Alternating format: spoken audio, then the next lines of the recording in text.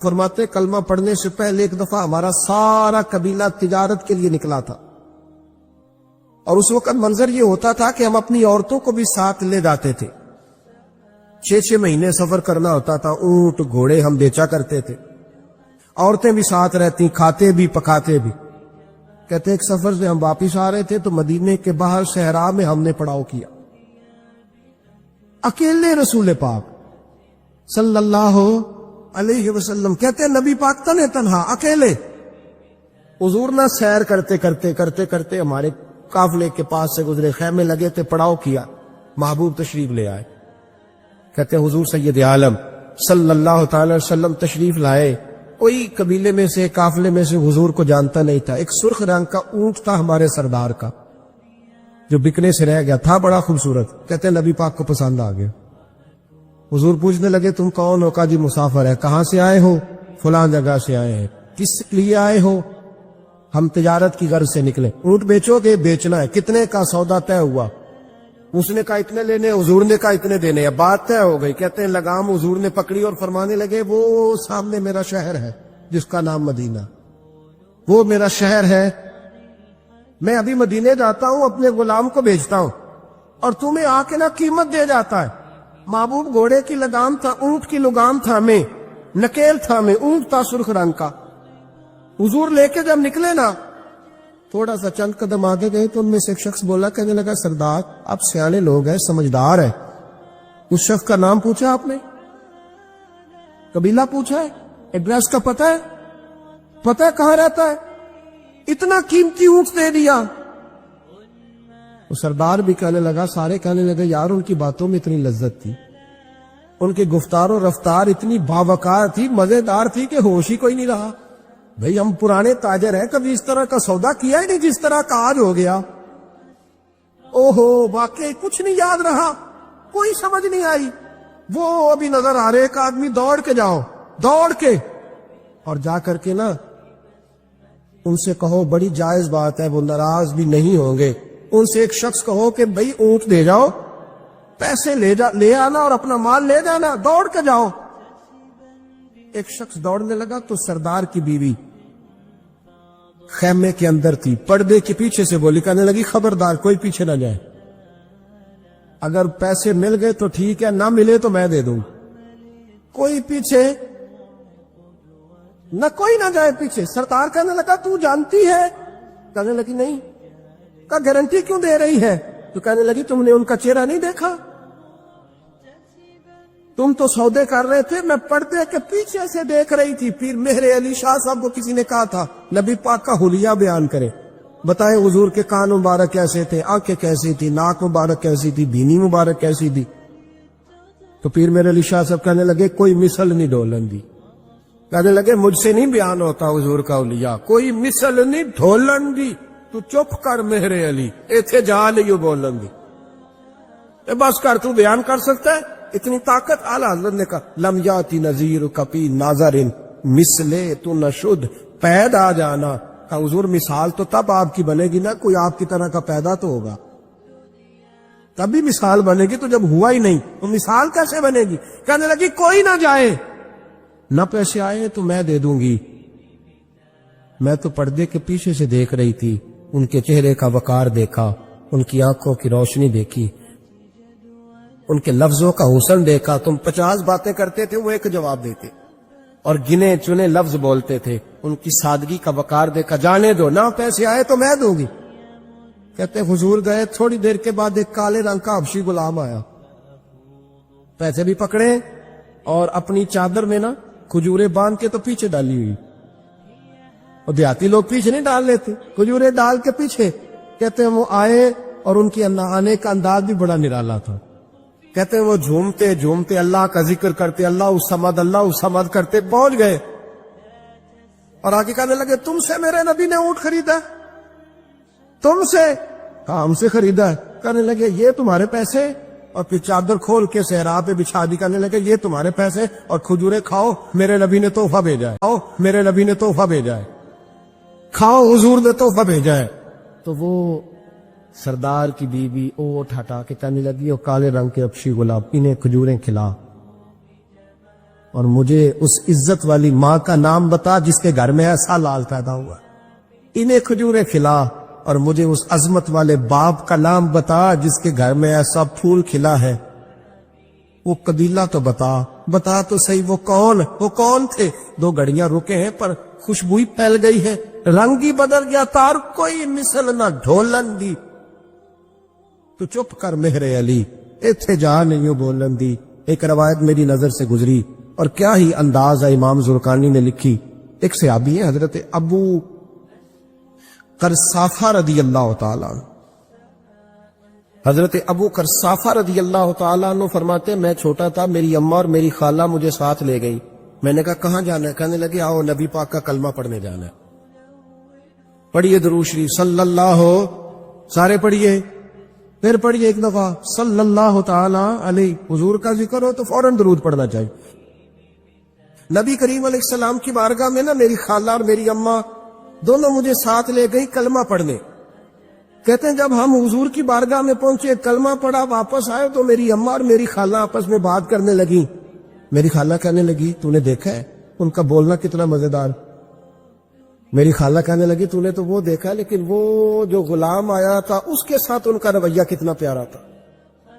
تو نے دیکھا جب وہ کھانا کھا رہے تھے تو پہلا خیال انہوں نے ہمارا کیا. بار بار وہ ان کا ذکر کرتی, کہتے آپس میں حضور کی شانیں بیان کرتی, میری اماں بھی میری خالہ بھی. بالآخر بات لمبی ہو گئی تو میری اماں بولی, کہنے لگی بس کر, ہم کتنی عظمتیں بیان کریں گے, مجھے تو 3 باتیں سمجھ میں آئی ہیں. کتنی؟ 3 باتیں مجھے سمجھ میں آئی ہیں. کہا وہ کیا؟ تو کہنے لگی ما رأینا مثل ھذا الرجل احسن وجھا ولا القى صوبا ولا البنا کلاما. کہنے لگی مجھے تو 3 باتیں سمجھ میں آئی ہیں کہ نہ اتنا خوبصورت چہرے والا کوئی شخص دیکھا ہے, اور نہ اتنے صاف کپڑوں والا کو دیکھا ہے, اور نہ ہی اتنی میٹھی بولی بولنے والا کوئی دیکھا ہے. 3 باتوں کی کمال ہے. ظاہری حسن بھی کمال, کپڑوں کی صفائی بھی کمال, اور رسول پاک کا بولنا بھی کمال, لب و لہجے میں مٹھاس بھی خوبصورتی والی. یہ اصل حسن ہے کہ ظاہرن بھی انسان بڑا منزہ ہو, باطنن بھی بڑا صاف ستھرا ہو. میرے رسول پاک علیہ الصلوۃ والسلام کا طریقہ مبارکہ پتہ کیا تھا؟ حضور صلی اللہ تعالی علیہ وآلہ وسلم جب مسجد میں نماز پڑھ لیتے تو حضرت جعفر رضی اللہ تعالیٰ عنہ فرماتے, بخاری کی حدیث ہے, فرماتے میں مدینہ شریف میں آیا تو حضور نماز پڑھ لیتے تو صحابہ نبی پاک کے پاس آتے اور حضور کا دست مبارک پکڑ کے پہلے چومتے پھر چہروں پہ ملتے, پہلے چومتے پھر چہروں پر. نبی پاک کے صحابہ حضور کے قدم بھی چوما کرتے, قدموں میں جھکا کرتے تھے. یہ تو بھائی اس وقت پتہ چلتا جب کسی سے پیار ہو جاتا, جب کسی بندے سے. میں اکثر مثال دیا کرتا ہوں اکثر کہ کسی کا بچہ پیشاب کرے تو کہہ آتی ہے, الٹی آتی ہے, لیکن اپنا بچہ بالوں میں بھی کر دیتا ہے, پھر کوئی کہہ نہیں آتی چونکہ اپنا ہے نا, پیار ہو گیا ہے نا. اب وہ کیفیت جب کسی سے محبت ہو جاتی ہے نا تو کچھ چیزیں صرف سمجھنے کی نہیں, کچھ چیزیں ایسی ہوتی ہیں جو محسوس کرنے والی ہوتی. اس نے کہا تھا عشق ایک ڈھونگ ہے. میں نے کہا تجھے عشق ہو خدا کرے, پھر کوئی تجھے اس سے جدا کرے, تو اسے تسبیحوں پہ پڑھا کرے, تو اسی کا نام جپا کرے, تو گلی گلی پھرا کرے, پھر میں کہوں کہ عشق ایک ڈھونگ ہے اور تو نہیں کہا کر, پھر میں کہوں کہ عشق ایک ڈھونگ ہے اور تو. اس نے کہا تھا عشق ایک ڈھونگ ہے, تو میں نے کہا تجھے عشق ہو خدا کرے. بھائی یاد رکھو جب انسان کو محبت ہوتی ہے تو پھر اس کے انداز بدل جاتے ہیں, اس کے طور طریقے تبدیل ہو جاتے ہیں. وہ میں اکثر ایک بات کہا کرتا ہوں, میں کہتا ہوں بچہ باہر سے برگر کھا کے آ جاتا ہے رات, اماں کہتی بیٹے روٹی کھا لو, کہنا دوسرا گوبھی پکائی میں نہیں کھانی, حالانکہ برگر ہے کھا آیا ہے, دور سے کھا آیا ہے, تو اماں اس کو کہتی ہے پھر میں سوئیاں نہ بنا دو تھوڑی سی اپنے بیٹے کو, فٹافٹ چاول نہ تجھے ابال دوں, ساتھ میں باریک دال بنا دیتی, کہتا نہیں میری مرضی کا پکاتے ہی نہیں, میں نے نہیں کھا. ایسے اب ابا جو ہے نا ابا وہ اماں کو سمجھا رہا, کہتا چھڈ پرا بھوک لگے گی تو آپ ہی کھا لے گا, سنا ایڈی ٹینشن لے ایمی پہ تینوں ستاندا ہے. اماں کیا کہتی ہے؟ کہتی نہیں مجھے نیند نہیں آ, کہ کھائے گا تو سکون آئے گا. اب اس کو آپ لاکھوں دلیلیں دیں کہ سیانا بیان ہے, بچہ نہیں ہے, 22 سال کا ہے, 24 سال کا, چھوڑ تو کیا کر رہی ہے, لیکن اماں کو کوئی سمجھا سکتا؟ کیوں نہیں سمجھا سکتا کہ اسے اپنے بیٹے سے پیار بڑھا؟ وہ کیا کرے، وہ مجبور ہے، اس کے دل کی کیفیت اس طرح کی ہے کہ کوئی دنیا کی طاقت اسے سمجھا سکتی؟ سوال ہی نہیں پیدا ہوتا کوئی اسے سمجھا سکے. یہ ممکن کیسے ہو، کیسے سکتا ہے؟ یہ محبت ہے. میرے رسول پاک علیہ السلام کے صحابی حضرت جعفہ فرماتے میں حضور کی بارگاہ میں آیا تو صحابہ کیا کرتے، نبی پاک کا دست مبارک پکڑتے، پہلے چومتے پھر چہرے پہ ملتے. بخاری ہے. فرماتے میں نے کہا یہ کیا کر رہے ہیں؟ پھر اچانک میرا بھی دل کیا ذرا کر کے تو دیکھو، کچھ چیزیں چکھنے پہ پتہ لگتا ہے کتنی مزیدار ہے. کہتے میں بھی قریب گیا، حضور کہ دست مبارک میں نے ہاتھ ڈالا. فرماتے ہاتھ پکڑا ہی تھا کہ نبی پاک کا ہاتھ برف سے بھی زیادہ ٹھنڈا. فرماتے پھر میں نے پکڑ کے چہرے پہ ملا تو کستوری سے زیادہ خوشبو آ رہی تھی دست مبارک. فرماتے اب میرا چھوڑنے کو دل ہی نہیں کر رہا، اب میری طبیعت نہیں مان رہی تھی. میرے نبی کریم علیہ السلام اللہ کی دلیل ہے، ہر پاکیزگی، ہر حسن، ہر کیف اللہ نے اپنے رسول کو عطا فرمایا. دنیا کی جتنی غلاظتیں تھیں جب کوئی حضور کے قریب جاتا تھا تو ساری غلاظتیں دور ہو جاتی. کما ارسلنا فیکم رسولا منکم یتلو علیکم آیاتنا ویزکیکم. اللہ فرماتے میرے محبوب تم پر میری آیتیں پڑھیں گے اور تمہیں پاک فرما دے، تمہاری ساری ناپاکیاں نبی پاک دور کر دے، ہر غلاظت تم سے دور ہٹ جائے.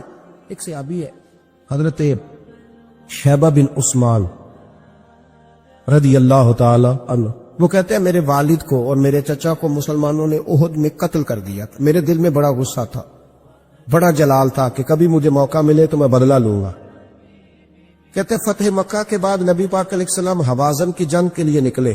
مجھے پتا چلا حضور جا رہے ہیں تو میرے اندر شعلے بھڑک رہے تھے انتقام کے. روز میں منصوبہ بندی کرتا، پلاننگ کرتا کہ کسی طریقے سے میں ان تک پہنچوں گا اور بدلہ لوں گا. کہتے نبی کریم علیہ السلام نہ حوازن کے لیے پہنچ چکے تھے. فرماتے میں بھی جنگ میں جا کے شریک ہو گیا اور میں نے طریقہ اس طرح کا اختیار کیا کہ کسی طریقے میں حضور تک پہنچ جاؤں. سمجھ آ رہی ہے میری بات کی؟ نبی کریم علیہ السلام تک کسی طریقے پہنچ جاؤں. فرماتے لڑتے لڑتے، لڑائی کے دو طریقے ہوتے تھے. کبھی تو ایسے ہوتا تھا کہ ایک دو آدمی مل کے آپس میں لڑتے تھے، پھر گمسان کا رن پڑتا تھا، گھمبیر ہو جاتی تھی جنگ، سمجھ نہیں آتی تھی تیر کہاں سے آیا، نیزہ کہاں سے آیا. فرماتے جب گمسان کا رن پڑا نا، مجھے موقع مل گیا، میں حضور کے قریب پہنچ گیا. حضرت شیبہ بن عثمان رضی اللہ تعالیٰ عنہ کہتے جب میں پہنچ گیا تو میں نے نا دیکھا کہ اب حضور کے قریب لوگ نہیں ہیں. فرماتے میں نے نا فوراً تلوار اٹھائی، تلوار اٹھا کے میں حضور کو معاذ اللہ شہید کرنے ہی لگا تھا کہ ایک نور چمکا حضور کے سامنے. پڑھیے درود صلی اللہ علیہ وسلم. کہتے ایک نور چمکا، اتنی تیزی تھی اس نور میں کہ میری آنکھیں بند ہو گئی، میرے ہاتھ سے تلوار گر گئی، آنکھیں چندھا گئی میری. فرماتے تلوار میرے ہاتھ سے چھوٹ گئی. اب جب وہ روشنی مدھم ہوئی نا تو میں نے دیکھا نبی پاک سامنے کھڑے مسکرا رہے ہیں.